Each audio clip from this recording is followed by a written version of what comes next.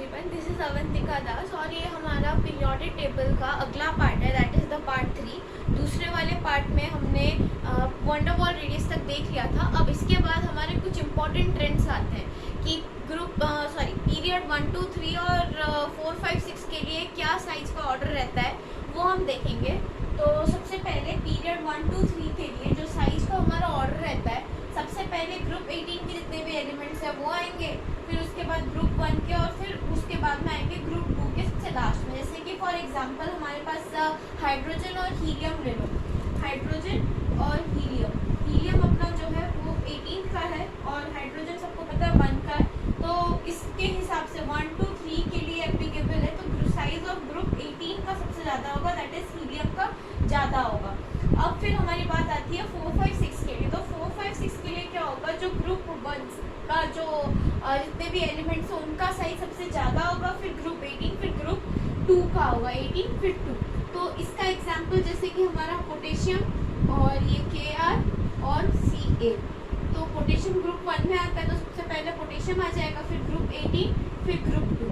ये है, यही दोनों ऑर्डर है जो हमको याद रखना है। ये दोनों ट्रेंड्स इम्पॉर्टेंट है नीट पॉइंट ऑफ व्यू से, तो आप इधर तक का नोट कीजिए। फिर दूसरे पार्ट में हम चलते हैं। तो इसके बाद हमारा एक एक्सेप्शन केस आता है पीबी और बिस्मिथ का। तो जैसे कि हमारा एक्सपेक्टेड है कि पीबी का जो है उसका साइज बड़ा होना चाहिए देन बिस्मिथ, बल्कि ऐसा नहीं होता है क्योंकि क्रिस्टल जो हमारा लैटिस है, ड्यू टू दैट बिस्मिथ का साइज जो है वो बड़ा हो जाता है पीबी से। ये एक एक्सेप्शन केस है। ये हमारा होता है एक्चुअल, और ये जो हम एक्सपेक्ट कर रहे थे कि ये होगा।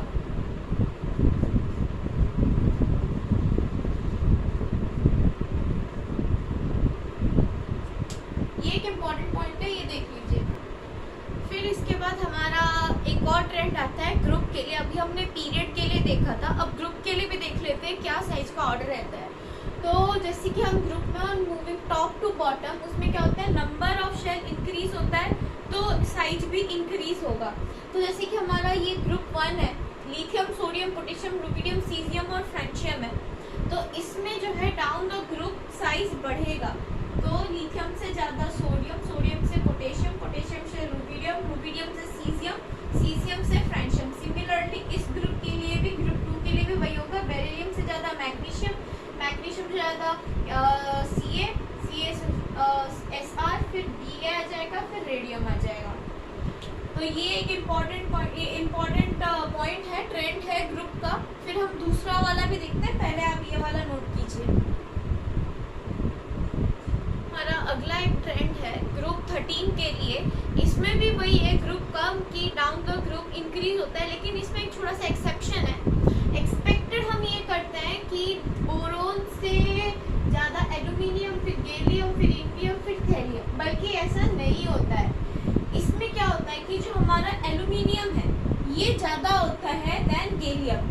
मतलब इसमें क्या होगा, बोरोन से ज़्यादा एल्यूमिनियम होता है, लेकिन गैलियम से भी ज़्यादा एल्यूमिनियम आता है। फिर हमारा रेगुलर ऑर्डर है, ये जो है ये एक्चुअल है और यही हमारा ठीक है। इसमें ये थोड़ा सा एक्सेप्शन है बस। अब हम देख लेते हैं कि इसका रीज़न क्या है कि गैलियम से ज़्यादा एल्यूमिनियम का हुआ। गैलियम में क्या होता है कि 3d10 आ जाता है, मतलब उसमें क्या होता है कि 10 पुअर शील्डिंग डी इलेक्ट्रॉन्स के आने के वजह से जेड इफेक्टिव बढ़ जाता है, और जब जेड इफेक्टिव बढ़ता है तो वो डोमिनेट कर जाता है इंक्रीज इन शेल नंबर के। तो इससे क्या होगा कि जो ट्रांजिशन कॉन्ट्रैक्शन हो जाएगा, इस वजह से एल्यूमिनियम ज़्यादा होता है देन गैलियम। तो मैं ये रीज़न लिख देती हूँ, फिर आप उसको नोट कर दीजिएगा। तो ये इसका रीज़न है, आप इधर तक पूरा नोट कर लीजिए। फिर हम अगले पार्ट में चलते हैं। फिर अगली बार हमारी एक छोटी सी और एक इम्पॉर्टेंट पॉइंट है कि जैसे कि हमको पता है ग्रुप में जिस टॉप टू बॉटम जो है वो साइज इंक्रीज होता है, लेकिन जो साइज का डिफरेंस है उनका अगर ऑर्डर पूछे तो वो क्या होगा।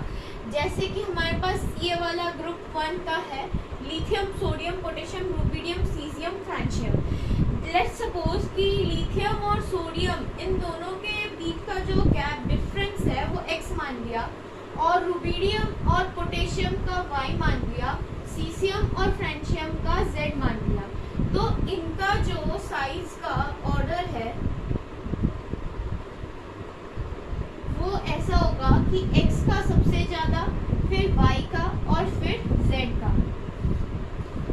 ये ध्यान में रखना है, हालांकि ऐसे पूछता नहीं है लेकिन फिर भी ध्यान में रखना है।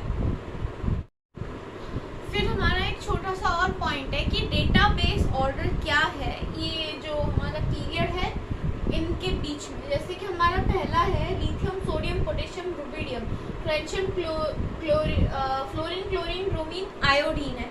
तो इनका क्या होता है, जैसे कि हम टॉप टू बॉटम जाएंगे तो इसका जो है वो साइज जो है वो इंक्रीज होगा। लिथियम से ज़्यादा सोडियम, सोडियम से पोटेशियम, पोटेशियम से रुबिडियम, फ्लोरीन से क्लोरीन, क्लोरीन से ब्रोमीन, ब्रोमीन से आयोडीन। ये तो हमको भी पता है ग्रुप में ऐसा होता है, लेकिन अगर आयोडीन और लिथियम के बारे में पूछे तो लिथियम का सबसे ज़्यादा होता है, आयोडीन से ज़्यादा लिथियम का होता है, ये ध्यान में रखना है। और एक ये वाला दूसरा ऑर्डर है कि lithium, sodium, potassium, rubidium, caesium है और beryllium, magnesium, calcium, strontium, barium है। तो इसमें क्या होता है कि जो हमारा बेरिलियम है, बेरिलियम से ज़्यादा होता है लिथियम का, और फिर उसके बाद मैग्नीशियम से ज़्यादा होता है सोडियम का, मैग्नीशियम से ज़्यादा सोडियम, बेरिलियम से ज़्यादा लिथियम। फिर पोटेशियम, रुबिडियम, सीजियम जो है ग्रुप का ऑर्डर होगा डाउन द ग्रुप इंक्रीज, और कैल्शियम, स्ट्रोंटियम, बेरियम भी डाउन द ग्रुप इसका इंक्रीज होगा। और सोडियम से ज़्यादा होगा हमारा कैल्शियम, तो इसका ऑर्डर लेते हैं बेरियम से ज़्यादा हमारा लिथियम, मैग्नीशियम से ज़्यादा सोडियम, लिथियम से ज़्यादा मैग्नीशियम, सोडियम से ज़्यादा magnesium, down the group increase, down the group increases. ये ऑर्डर हमको याद में रखना है। और अगर बेरियम सिमिलर इस केस में से होता है आयोडीन से ज़्यादा लिथियम, इसमें भी वैसे होगा बेरियम से ज़्यादा पोटेशियम। और इधर मैंने लिख दिया है कि स्मॉल टू लार्ज एरो जो है छोटे से बड़े को जा रहा है, तो आप ये दोनों पॉइंट लिख दीजिए। फिर दूसरे पार्ट में हम चलते हैं।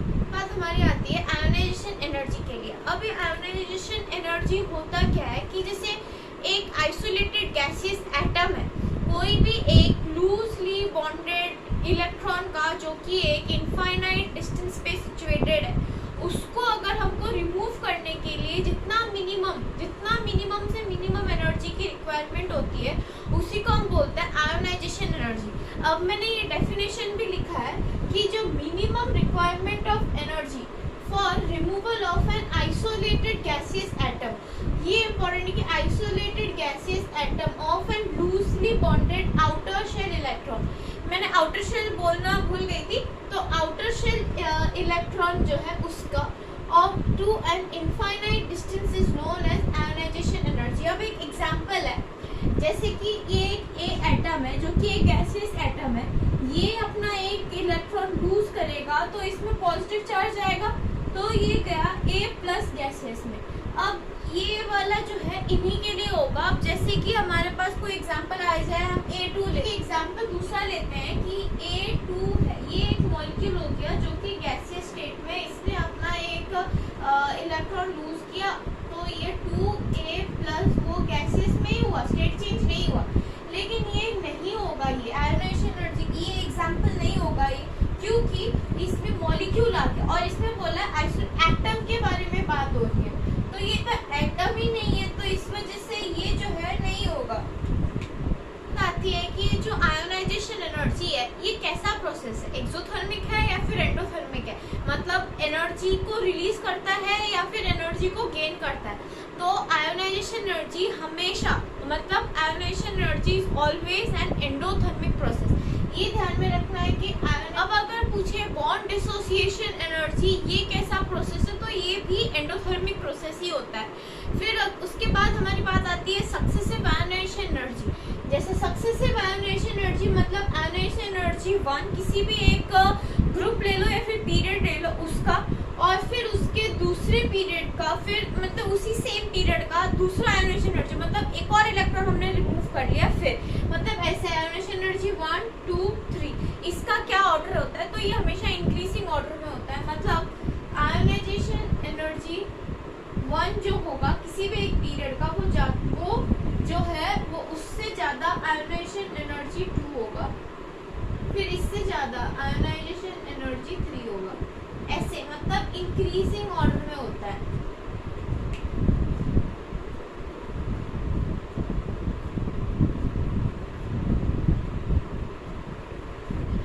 अब हम देख लेते हैं कि आयोनाइजेशन एनर्जी के क्या ऑर्डर होते हैं पीरियड में। जैसे कि हमारा पीरियड 1 है, इसमें हाइड्रोजन और हीलियम आता है। तो सबसे पहले हमको आउटर शेल इलेक्ट्रॉनिक कॉन्फ़िगरेशन जो है इन दोनों का हमको वो लिखना है। जैसे हाइड्रोजन का होता है 1s1 और हीलियम का होता है 1s2। तो 1s2 फुल्ली फिल्ड है, तो इसका जो आयोनाइजेशन एनर्जी होगा वो ज़्यादा होगा compare to hydrogen. Similarly group period 2 है, उसमें क्या है कि लिथियम से हमारा नियॉन तक है और लिथियम का होता है S1 S2, बेरिलियम का, बोरोन का P1 P2 P3 P4 और P5 P6। तो इसमें जितने भी फुल्ली फिल्ड और हाफ फिल्ड है वो उनका सबसे ज्यादा हो जाएगा। मतलब जैसे आयोनाइजेशन एनर्जी वैसे तो इंक्रीज होता है ना, पीरियड लेफ्ट टू राइट हम जाते हैं तो इंक्रीज होता है, जैसे P6 है। लेकिन जब फुल फिल्ड और हाफ फिल्ड वाला इलेक्ट्रॉन आ जाते हैं इलेक्ट्रॉनिक कॉन्फ़िगरेशन, तब उनका ज़्यादा हो जाता है। जैसे कि नियॉन है, अब फ्लोरीन से ज़्यादा नियॉन का होगा। फिर ये P4 है, P5 है, तो फ्लोरीन ज़्यादा होगा ऑक्सीजन से। अब ध्यान में रखना P3 जो है वो हाफ फिल्ड होता है, तो ऑक्सीजन से ज़्यादा नियॉन का मतलब नाइट्रोजन का होगा। कार्बन P2 है, P3 है, तो नाइट्रोजन का ज़्यादा हो गया। ये P1 है, कार्बन ज़्यादा होगा बेरिलियम से। अब ये S2 आ गया, S2 मतलब फुल्ली फिल्ड है, तो बोरोन से ज़्यादा बेरिलियम का होगा और लिथियम से ज़्यादा होगा इसे बेरिलियम का। तो ये ऑर्डर रहता है। मतलब को ये ध्यान में रखना है कि जब फुल फिल्ड आ जाए या और हाफ फिल्ड आ जाए,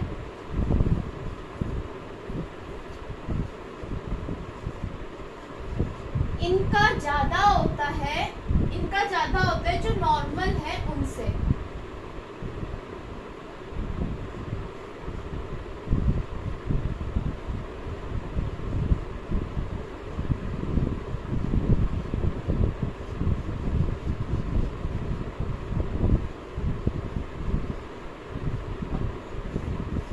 ये बात मैंने लिख भी दी है, ये आप ध्यान में रख दीजिए।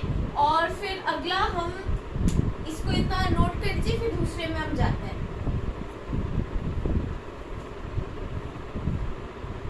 फिर हमारा एक अगला इम्पोर्टेंट सा ट्रेंड आता है जो कि 13th ग्रुप का है, that is the boron family, जो कि नीट पॉइंट ऑफ व्यू से बहुत ज़्यादा इम्पोर्टेंट है।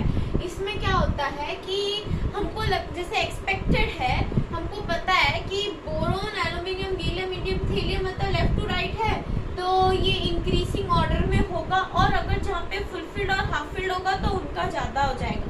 लेकिन इसमें ऐसा नहीं होता है। इसमें इसका ट्रेंड ये होता है कि सबसे पहले बोरोन, फिर Tl, फिर गैलियम, एल्यूमिनियम, फिर आता है हमारा इंडियम। अब आपको ये याद रखना है, तो इसके लिए एक इजी सा ट्रिक है कि बैंगन, थैला, गाजर, आलू, N। मतलब बैंगन से तो B हो गया, थैला से Tl, गाजर से Ga और हमारा आलू का Al हो गया और N का मतलब हो गया In। तो इसको आप याद रख दीजिए, तो ये वाली ऑटोमेटिकली आपको याद हो जाएगी। तो आप यहाँ तक का नोट कीजिए, फिर दूसरे वाला हम देखते हैं।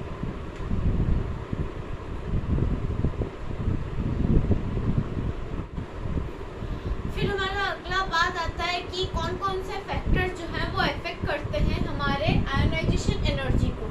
तो सबसे पहला फैक्टर है पेनिट्रेशन पावर। अब ये पेनिट्रेशन पावर SPDF में से किसका ज़्यादा होता है? तो सबसे ज़्यादा होता है हमारा S का। इसमें क्या होता है, जैसे कि हमारा बेरिलियम है और बोरोन है, इसमें क्या होता है, बेरिलियम का इलेक्ट्रॉनिक कॉन्फ़िगरेशन 1s2 और 2s2 होता है, बोरोन का 1s2 2s2 2p1। तो इसमें S2 आ रहा है, तो इसका सबसे ज़्यादा होगा कंपेयर टू P1, है ना। अगर ये तो हो गई आयोनाइजेशन एनर्जी 1 की बात। अगर 2 की बात करें तो इसमें से एक इलेक्ट्रॉन गायब हो जाएगा, तो इसमें तो 1 बचेगा और ये नहीं होगा, 2 होगा। तो इस वजह से फिर आयोनाइजेशन एनर्जी 2 बोरोन का ज़्यादा हो जाएगा देन बेरिलियम। ये तो वही वाली बात होगी, वो फुलफिल्ड और हाफ फिल्ड पर जो हमने देखा था वही सेम केस है, बस उसी चीज को जब H2 के बारे में आता है उसको हम पेनिट्रेशन पावर बोलते हैं। दूसरा फैक्टर ये है कि स्टेबिलिटी ऑफ हाफ फिल्ड और फुल फिल्ड का ज्यादा होता है एज कम्पेयर टू जो बाकी अदर जो ट्रेंड है उसके, जो कि हम देख चुके हैं। फिर तीसरी बात आती है हमारी जेड इफेक्टिव की, कि जैसे जैसे जेड इफेक्टिव बढ़ेगा वो डायरेक्टली प्रोपोर्शनल होता है आयोनाइजेशन एनर्जी के, तो जेड इफेक्टिव बढ़ेगा तो आयोनाइजेशन एनर्जी भी बढ़ेगी। अब वो आयोनाइजेशन एनर्जी जो है डायरेक्टली प्रोपोर्शनल होता है पॉजिटिव के और इनवर्सली प्रोपोर्शनल होता है नेगेटिव के, that is similar to Z effective, है ना। फिर हमारा दूसरा आता है एटॉमिक साइज का। तो जो एटॉमिक साइज है मतलब जैसे ही n बढ़ेगा तो साइज भी बढ़ेगी और फिर उस हिसाब से आयोनाइजेशन एनर्जी कम होगा, क्योंकि साइज बढ़ेगा तो जेड इफेक्टिव भी जो है वो भी बढ़ेगा, सॉरी जेड साइज बढ़ेगा। इसका रीजन ये है कि जैसे साइज बढ़ेगा तो जेड इफेक्टिव कम होगा। अब जेड इफेक्टिव कम होगा, जैसे कि हमको पता है Z effective is directly proportional to ionization energy, तो आयोनाइजेशन एनर्जी भी कम होगी। आप इधर तक का नोट कीजिए, फिर हम दूसरे पार्ट में चलते हैं। अब फिर हमारा एक अगला कॉन्सेप्ट आता है, इम्पोर्टेंट कॉन्सेप्ट है ये, जैसे कि हमको आयोनाइजेशन एनर्जीज दे देंगी 4-5 ऐसे और उनकी वैल्यूज दे देंगे। तो हमको ये पूछेगा कि सबसे ज़्यादा हाईएस्ट जंप, सबसे पहला हाईएस्ट जंप कहाँ पे आ रहा है। तो हम देखें हाईएस्ट, इन दोनों के बीच में इतना डिफरेंस नहीं है जितना कि सेकंड और थर्ड आयोनाइजेशन एनर्जी के बीच में। तो हमारा जो हाईएस्ट जंप है वो सेकंड वाले में हो रहा है, मतलब थर्ड, 2 आयोनाइजेशन एनर्जी के बाद आ रहा है। अब हमको इसके बाद एक और क्वेश्चन पूछेगा कि above the from the above given ionization energy उस कितने इलेक्ट्रॉन्स जो हैं, मतलब एलिमेंट के बारे में पूछेगा, इलेक्ट्रॉनिक कॉन्फ़िगरेशन के बारे में पूछेगा, तो वो कौन सा इलेक्ट्रॉनिक कॉन्फ़िगरेशन हुआ। तो क्वेश्चन इसमें से हमको बताना है कि वो एलिमेंट कौन सा है। तो जैसे कि 2 आयोनाइजेशन एनर्जी के बाद हमारा पहला हाईएस्ट जंप है, तो मतलब 2 इलेक्ट्रॉन्स रिमूव करने के बाद जो इलेक्ट्रॉनिक कॉन्फ़िगरेशन होगा वही होगा। मतलब 2 इलेक्ट्रॉन्स अगर हम रिमूव करें तो एक स्टेबल मतलब इनर्ट गैस इलेक्ट्रॉनिक कॉन्फ़िगरेशन आना चाहिए, जो कि एक इनर्ट गैस का हो, ग्रुप 18 का हो। तो जैसे कि हम अगर इसमें से 2 इलेक्ट्रॉन रिमूव कर दिए तो बचा कितना, 2p4।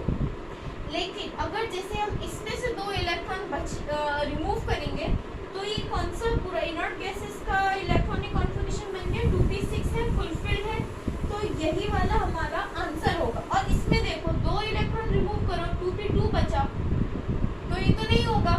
इसमें 2 इलेक्ट्रॉन रिमूव करो, 3 बचा, 2p3 बचा, तो ये भी नहीं होगा, ये नहीं होगा, ये नहीं होगा, ये नहीं होगा, ये वाला होगा। Second option is the correct answer. तो आप यहाँ तक का ये नोट कीजिए, फिर हम दूसरा वाला देखते हैं कि क्या है।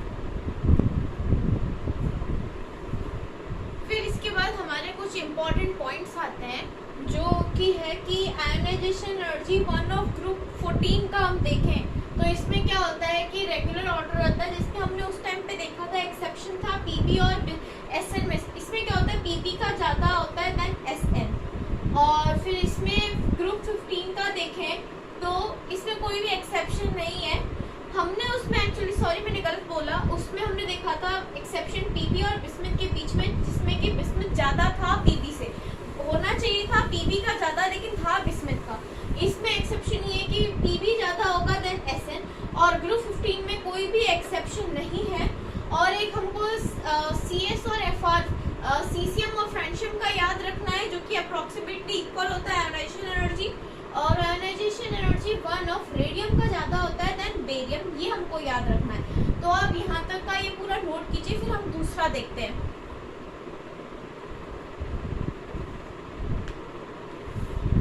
फिर हमारा कुछ इम्पोर्टेंट पॉइंट्स है ग्रुप के लिए। ग्रुप में हमको पता है कि मूविंग टॉप टू बॉटम क्या क्या हमारा होगा। ग्रुप 3 में देखें तो ग्रुप 3 में तो रेगुलर ऑर्डर है, 3D, 4D, 5D और 6D ऐसे ही होगा। ग्रुप 10 में बात करें तो 5D का सबसे ज़्यादा, फिर 4D आएगा, फिर 3D आएगा। ग्रुप 8, 9, 11, 12 में 5D, 3D फिर 4D होगा। ये एक इम्पॉर्टेंट ट्रेंड बोल सकते हैं, ये है, आपको याद में रखना है, ग्रुप के लिए इम्पॉर्टेंट है। फिर हमारी दूसरा आता है बात एप्लीकेशंस ऑफ आयोनाइजेशन एनर्जी की कि क्या एप्लीकेशन है आयोनाइजेशन एनर्जी का। तो अगर मेटालिक कैरेक्टर के बारे में देखें तो मेटालिक कैरेक्टर जो है वो इन्वर्सली प्रोपोर्शनल होता है आयोनाइजेशन एनर्जी के।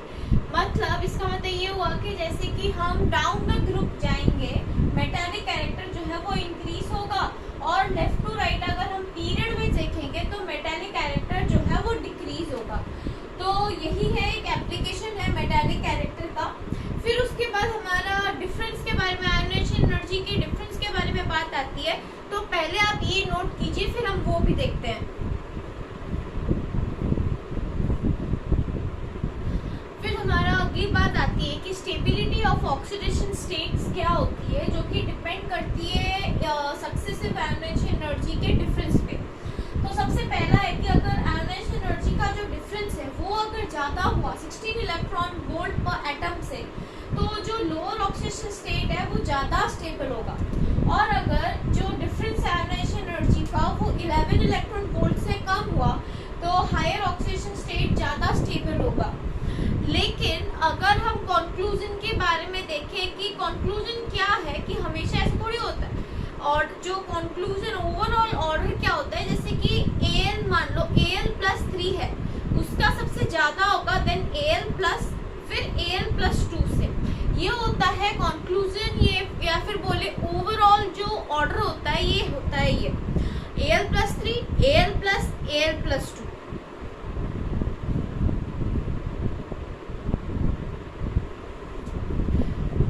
फिर हमारी बात आती है रिएक्टिविटी ऑफ मेटल्स की।